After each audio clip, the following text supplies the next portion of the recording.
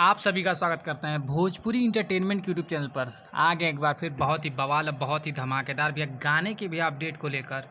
जो गाना है मगही के सुपरस्टार सिंगर आशीष यादव जी का भैया आज सुबह बहुत ही बेहतरीन, बहुत ही लाजवाब एक कन्यादान भैया गाने के भैया टीज़र को रिलीज़ कर दिया गया है।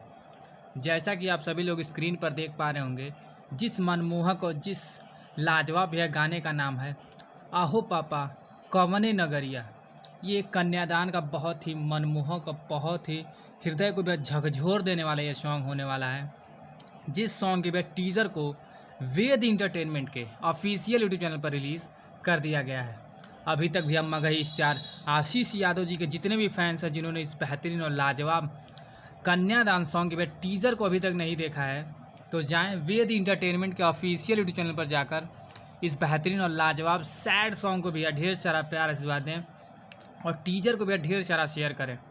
और ऐसे ही भैया भोजपुरी से जुड़ी हुई ताज़ा तरीन खबरों को पाने के लिए भोजपुरी इंटरटेनमेंट चैनल को सब्सक्राइब करना बिल्कुल ना भूलें और बेल आइकन को ज़रूर दबाएं, ताकि हमारे चैनल पर भैया जो भी वीडियो अपलोड हो उसका नोटिफिकेशन सबसे पहले आप तक पहुँचे। तो फिर मिलेंगे हम ऐसे ही बवाल और धमाकेदार अपडेट को लेकर। तब तक जय हिंद, जय भोजपुरी।